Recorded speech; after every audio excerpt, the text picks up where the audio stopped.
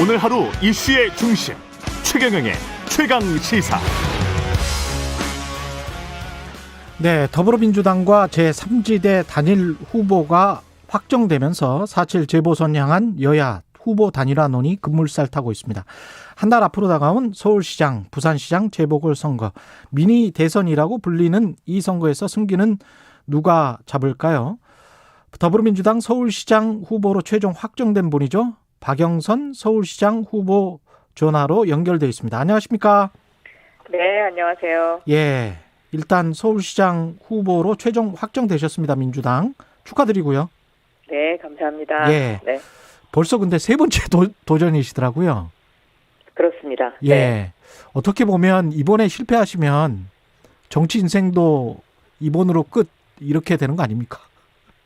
각오가 남다르실 것 같아요. 네, 질문이 매우 네. 예, 이번에 그 서울시장은 저는 그 미래 100년의 좌표를 찍는 매우 중요한 선거다라고 생각하고 있습니다. 예, 과거에 100년 전을 돌이켜 봤을 때요. 마차에서 자동차로 이동 수단이 바뀌면서 도시의 형태가 바뀌었습니다. 예. 도로 중심, 자동차 중심. 그래서 지난 100년의 세계의 그 표준 도시 하면 뉴욕을 모두 다 떠올리지 않았습니까? 예, 그런데 이제는 미래의 앞으로 100년의 그 표준 도시가 어디가 될 것이냐. 서로 지금 경쟁에 돌입한 단계입니다. 저는 서울이 될 수 있다라고 확신하고 있습니다. 예. 왜냐하면 코로나19라는 그 아주 그 정말 힘든 상황 속에서도 서울이 글로벌 혁신 도시 1위를 작년에 기록했거든요. 예, 이것은 무엇을 의미하냐면 서울에 그만큼 디지털 인프라가 잘 깔려서 다른 도시와는 달리 사재기도 없고 온라인 거래 등등을 통해서 또 K-방역이라는 어떤 그 새로운 영역을 구축하면서 서울이 지금 급 부상하고 있는 거죠. 예, 그래서 해외에서도 그 홍콩에 있었던 본사를 서울로 옮길까 이런 검토들이 많이 있고요. 실제로 뉴욕타임즈 뭐 이런 곳들이 서울로 이제 이전을 해오지 않았습니까? 지사가 왔죠. 홍콩 지사가. 예, 홍콩 지사가 왔죠. 예. 네. 이러한 그 서울의 그 저력 그리고 자부심 이것을 이어가야 합니다. 그런데 어떻게 이어갈 것이냐. 그래서 저는 서울시 대전안이 필요하고 예, 이 서울시 대전안을 어떤 형태로 할 거냐. 21분 컴팩트 도시 서울로 하겠다. 21분 컴팩트 도시 서울. 네. 예. 21분 서울이 도대체 무엇이냐. 이제 이렇게 질문들을 하실 수 있지 않습니까? 예, 내 삶의 많은 것이 21분 안에 해결되는 도시. 몸이 아팠을 때, 부모님이 편찮으실 때, 아기가 아플 때 21분 안에 내가 믿을 만한 병원이 있고 예, 21분 안에 도서관이 있고 21분 안에 체육관이 있고 21분 안에 산책길이 있는 도시. 이런 도시를 만들겠다라는 것이 저의 그 출마의 변이면서 구상이고요. 그럼 이 디지털 인프라가 잘 깔려져 있는 서울에 무엇이 필요하냐? 잠깐만요. 저 후보님. 네. 왜 네. 근데 21분인가요? 21분은요. 예, 사람이 빠른 걸음으로 걸었을 때 예, 약 2km 정도 갈 수 있지 않습니까? 예, 그런데 그 오른쪽으로 2km, 동서남북 왼쪽으로 2km, 직경 4km가 되죠. 그렇게 되면 예. 나를 중심으로 해서 예. 이 4km가 바로 사대문 안의 크기입니다. 아, 네, 그러니까 이것이 이제 그 사대문 안의 크기 정도가 인간이 편안하게 삶을 누리면서 또 보건, 위생, 안전 이런 것들 또 여가 생활 이런 것을 다 할 수 있는 어떤 그런 평균적인 면적이다라고 본 것이고요. 21분이 거리를 이야기를 하는 거군요. 예. 생활권입니다. 생활권. 예. 네. 그래서 이제 이런 생활권에 지금 서울에 가장 부족한 것이 저는 그린, 녹지라고 봤습니다. 예. 그리고 이제 우리가 그 가야 하는 도시의 목표가 생태 도시이고요. 예. 탄소 제로 도시이고요. 그렇기 때문에 여기에 이렇게 도시의 녹지를 만드는 방안으로 수직 정원이 필요하다. 이렇게 설명을 드릴 수가 있겠습니다. 근데 수직정원 생태도시 말씀을 하셨는데 어제 제가 이제 김진애 후보 인터뷰를 하면서 이렇게 비판을 네. 하시더라고요. 박영순 후보의 공약은 SF 영화 같다. 네. 현실성이 부족하다. 네. 예. 도시 전문가는 나다. 이렇게 이제 이야기를 하고 있는데 비판을 하시려니까 그런 건데요. 예. 실질적으로 지금 선진 도시의 흐름이요. 네. 구분 도시 바르셀로나, 예. 그러니까 사람이 걸을 수 있는 구분 거리를 슈퍼블락을 만들어서 이 안에 자동차를 못 들어가게 하고요. 예. 그렇게 실험을 해봤더니 탄소 배출이 40%가 줄고 소상공인의 상권이 살아나더라.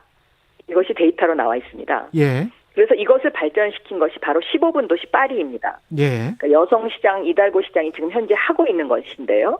그 유명한 파리의 개선문에서 이어지는 샹젤리제 거리를 예. 도로 다이어트를 하고 거기에 공원을 만들겠다는 구상이고요. 예. 파리의 궁극적인 2050년도의 부상은 바로 수직정원 도시 파리입니다. 그래서 이 그림이 나와 있습니다. 파리의 어떤 그 앞으로 가야 할 파리의 방향. 그러니까 그러고 나서 또 발달한 것이 20분 도시 멜버른입니다. 이 멜버른은 20분 안에 내가 어딘가 가면 거기서 다른 지방으로 다 연결될 수 있고 이제 연결의 힘을 강조하는 것인데요. 공항도 20분 안에 있고 그래서 예. 세계로 연결되고 이런 식으로 해서 지금 세계의 선진 도시들이 다 생태 도시를 만들기 위한 도시 공원화 작업을 하고 있는 것이 현재의 추세이고요. 예. 또 하나 특이한 것은 올 11월 달에 뉴욕 시장 선거가 있습니다. 예. 그런데 오바마 대통령 시절에 주택부 장관을 했던 후보가 나왔는데 예. 이 션이라는 후보가 내건 것이 뉴욕은 더 이상 세계의 표준 선도 도시가 아니다. 뉴욕도 파리처럼 15분 도시로 가야 한다. 그래서 네. 15분 도시 뉴욕이 선거 공약입니다. 네, 그런 것처럼 세계의 도시의 흐름이 이렇게 바뀌고 있습니다. 예.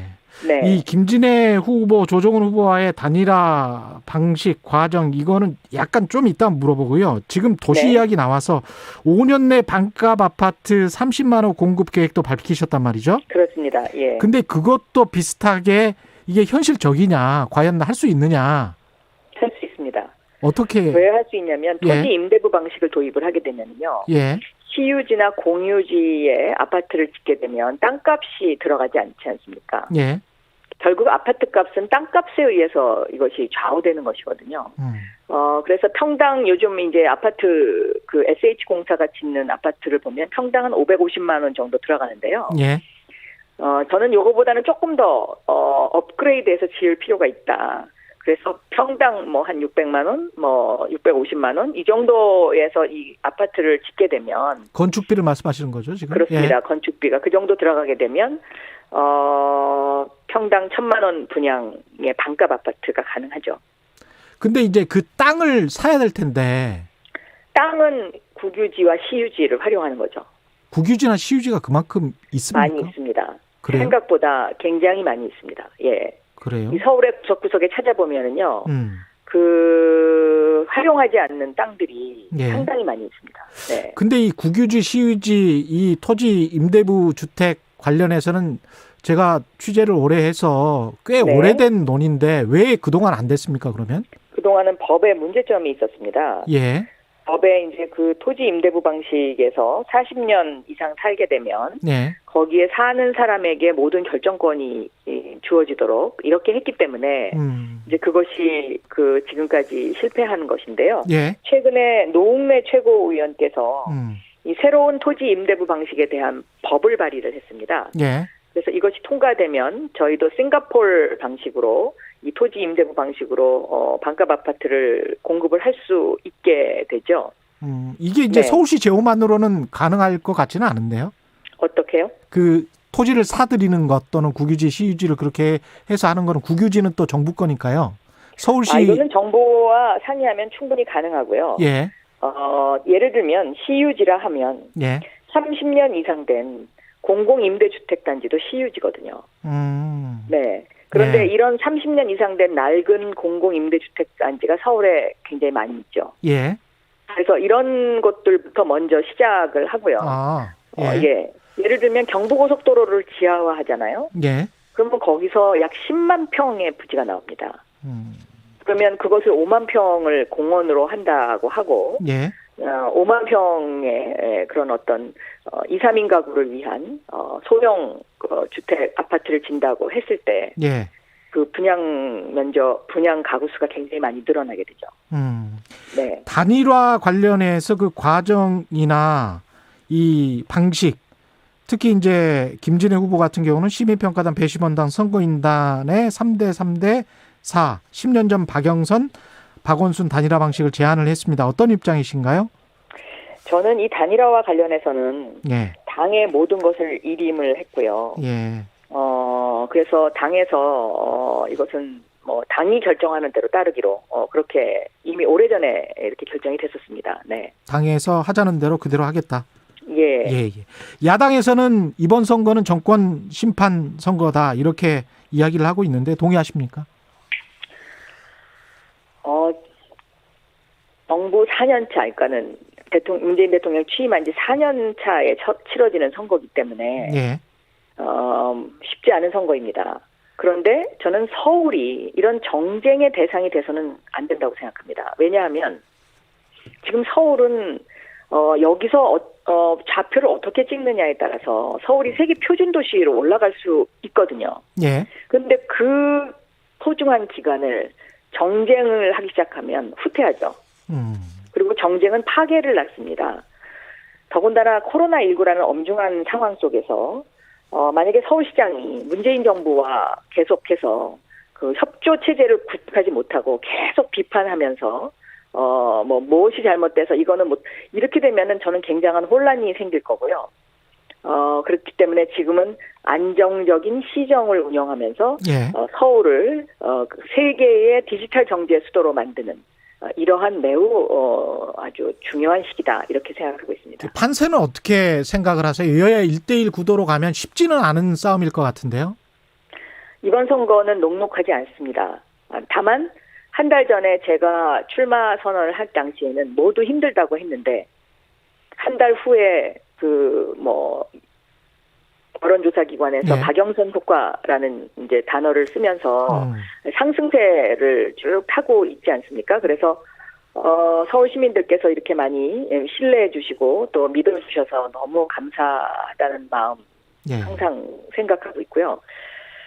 현재로서는 해볼만하다. 녹록지 않지만 해볼만하다. 네, 이런 상황에서 상승 추세는 지속적으로 이어지고 있다. 이렇게 설명드릴 수 있겠습니다. 후보께서는 20대 국회 법사위원장으로도 또 계셨기 때문에 지금 네. 현재 검찰개혁과 관련해서 속도조절론, 중수청 설치, 그다음에 윤석열 검찰총장의 저런 반발 어떻게 생각하시나요? 저는 기소와 수사가 원칙적으로 분리돼야 된다. 그 원칙은 변함이 없습니다. 예. 그런데 그 분리하는 과정에 있어서 시간이 소요되는 것은 맞죠. 왜냐하면 제가 처음에 경찰에게 수사권, 그러니까 수사 개시권을 준 것이 벌써 한 10년 전의 일이니까요. 예. 사실 검찰개혁은 10년 전부터 제가 법사위에 있으면서 그때부터 시작된 것이나 마찬가지고요. 예. 또 경찰이 검찰로부터 검찰의 명령에 복종해야 한다는 굉장히 좀 뭔가 굴욕적인 이 법조문이 일제시대 때부터 내려오던 법조문에서 명령과 복종을 뺀 사람도 저이거든요. 예. 그래서 이것이 시간적으로 어떤 그 소요가 되는 그런 어떤 것은 있지만 궁극적으로 기소권과 수사권은 분리돼야 된다 이렇게 생각하고 있습니다. 지금 윤 총장인 정치 행보를 보이고 있다라고 여권에서는 비판을 하고 있는데 윤 총장이 나와서 정치를 할 거라고 보시나요? 아니면 하면 또 성공을 할 거라고 보십니까? 저는 거기까지는 생각을 해보지 못했습니다. 네. 그래요. 네. 알겠습니다. 윤 총장이 이야기하는 반부패 금융수사청 있잖아요. 예. 그거는 혹시 수사 기소권을 보유한 상황에서 반부패 금융수사청을 이제 제안을 했거든요. 중수청의 대안으로. 지금 하시는 질문들은 예. 서울시장의 영역을 벗어나는 질문입니다. 예. 그래도 또 정치인이기도 하셔서 예. 네. 질문 드려봤습니다. 국토부 1차관이 지난번에 이제 최경영의 최강시사 나와서 예. 서울 시내 그린벨트 이야기를 했어요. 예. 그래서 강남, 서초, 송파 이쪽은 그렇게 그린벨트가 많은데 왜 안 푸냐 제가 그렇게 질문을 했거든요. 네. 어떻게 생각하세요? 그린벨트는 기본적으로 보존을 해야죠. 다만 예. 제가 이제 서울을 걷다를 하면서 예. 여기저기 다녀보니까 이렇게 훼손된 부분들이 많이 있고 예. 거기에 이제 이런 어떤 뭐 체육시설이라든가 이런 것들이 들어가 있는 그린벨트들이 눈에 많이 띄더라고요. 예. 그런 부분은 좀 정비할 필요는 있어 보입니다. 그런데 저는 원칙적으로는 그린벨트는 보존해야 된다. 그리고 지금 우리가 가야 하는 방향이 디지털 플러스 그린입니다. 예. 그래서 이 그린을 얼마만큼 보유하고 있고 건강한 도시를 만드느냐. 이것이 이제 앞으로 서울시장이 해야 될 굉장히 중요한 하나의 그 프로젝트라고 생각하거든요. 예. 영역이고요. 예. 그렇게 생각합니다. 네. 이 문재인 정부 4년 동안 상당히 이제 서울 특히 이제 수도권 집값 굉장히 많이 올라서 시민들이 굉장히 불편해하고 있습니다. 네. 부동산 정책은 그동안 4년 동안의 부동산 정책은 어떻게 평가를 하십니까? 서민을 위해서 집값 안정을 시키는 것은 가장 우선적인 일이어야 하고요. 예. 그런데 이제 이 코로나19라는 예상치 못한 이제 어떤 그런 일들이 생기면서 돈이 많이 풀린 것은 맞습니다. 네. 이 돈이 많이 풀렸기 때문에 부동산 정책의 차질이 빚어졌다 이렇게 생각하고 있습니다. 다만 저는 그 공급을 늘려야 된다. 그 부분에 있어서는 예. 올해 그 문재인 대통령께서 신년 기자회견을 하면서 공급을 확실하게 늘리겠다라는 이제 말씀을 하지 않으셨습니까? 예. 그래서 그것을 계기로 해서 부동산 정책이 지금 터닝하고 있고 공급을 확대해야 된다라는 것에는 저는 이것이 이 방향이 맞다라고 생각합니다. 왜냐하면 예. 집이라는 것은 늘 새 집에 대한 어떤 갈망 같은 게 있지 않습니까? 나도 새 집에 살고 싶다. 예. 그래서 그런 어떤 그 마음속에 그런 어떤 그 희망, 기대 같은 것을 채워주면서 선순환할 수 있도록, 그러니까 집도 선순환할 수 있도록 내가 만약에 지금 20평 아파트에 살았으면 다음번에는 한 30평 아파트에 사는 어떤 그런 꿈들을 서울 시민들이 갖고 있는데 예. 그것을 이루어질 수 있도록 하는 시장, 그런 시장이 돼야 한다라고 생각하고 있습니다. 후보님, 공급 확대에는 이제 두 가지가 있지 않겠습니까? 민간에서 하는 거, 그다음에 공공에서 하는 게 있을 것 같은데 특히 이제 네. 여야가 나뉜 상황에서 야권 후보들은 재건축 재개발 규제 완화하면 아주 쉽게 될 텐데 문재인 정부에서 그거를 막아왔지 않느냐. 그래서 우리는 그렇게 하겠다. 이런 게 이제 대세인 것 같아요. 어떻게 생각하십니까? 민간과 공공이 같이 가야죠. 예. 그러니까 어느 한쪽으로 이거의 균형을 잡는 것이 시장이 할 일이다라고 저는 또 생각하고 있는데요. 예. 민간에서 하는 재건축 재개발도 존중을 해드려야 되고요. 또 공공은 더욱더 이 재건축 재개발과 관련해서 앞으로 가야 할, 그러니까 그 주택이 가야 할 방향을 제시하면서 모델, 마중물 역할을 하는 것이 공공이고요. 예. 그러나 이제 이 민간의 재건축 재개발과 관련해서 과거처럼 1980년대처럼 아파트만 짓고 아파트를 단지화하게 되면 서울이 더 이상 지속 가능한 성장을 할 수가 없기 때문에 예. 이제는 개념이 바뀌었죠. 내가 살고 있는 그 주거지에 가까이, 그러니까 21분 안에 도서관도 있고 수영장도 있고 체육관도 있고 산책길도 있고 이런 아파트 단지가 가치가 훨씬 올라가지 않습니까? 예. 그래서 공공 커뮤니티의 개념이 들어간 그러한 재건축 재개발이 바람직하다 이렇게 생각하고 있습니다. 지금 서울시의 아파트 가격 어떻게 생각하십니까? 거품이다, 아니다. 어떻게 생각하세요? 지금 세계 주요 도시들의 부동산 값이 대부분 다 그 하늘을 치솟듯이 지금 다 상승하고 있지 않습니까? 예. 이것은 지금 약간의 거품이 끼어 있는 것이다 이렇게 보고 있습니다. 그러면 집값이 만약에 폭락할 경우, 그다음에 하향 안정화할 경우, 경제로서는 이제 하향 안정화가 제일 낫긴 한데요. 어떻게 해야 될까요? 집값은 연착륙을 시켜야죠. 예. 집값이 폭락하게 되면 그거는 또 경제에 엄청난 충격을 주기 때문에 예. 네, 그런 정책보다는 집값을 연착시키는 정책을 쓰는 것이 맞다라고 생각하고 있습니다. 마지막으로 서울 시민의 가장 큰 바람 뭐라고 보시고 내가 돼야 되는 이유, 박영선이 돼야 되는 이유 말씀해 주십시오. 첫 번째는 코로나19를 빨리 종식시키는 것에 대한 서울 시민들의 바람이 마음속에 굉장히 크다고 생각합니다. 그래서 제가 서울시장이 되면 그 백신 특수 주사기, 쥐어짜는 주사기를 대량 생산했을 때 그런 어떤 열정과 최선을 다하는 마음을 가지고 예. 문재인 정부가 잘 협력해서 코로나 백신을 빨리 종식시키는 그런 시장이 되겠다는 말씀드리고요. 예. 두 번째는 내 집 마련의 꿈을 이루어드리는 시장이 되겠습니다. 서울 시민의 두 사람 중에 한 사람이 지금 무주택자인데요. 그렇죠. 예. 이 무주택자들이 내 집 마련의 꿈을 이루어서 정말 그 삶이 즐거운 도시, 그런 도시를 만들도록 하겠습니다. 즐거운 도시가 성공하기 때문입니다. 네. 예, 오늘 말씀 감사하고요. 박영선 더불어민주당 서울시장 후보였습니다. 고맙습니다. 감사합니다.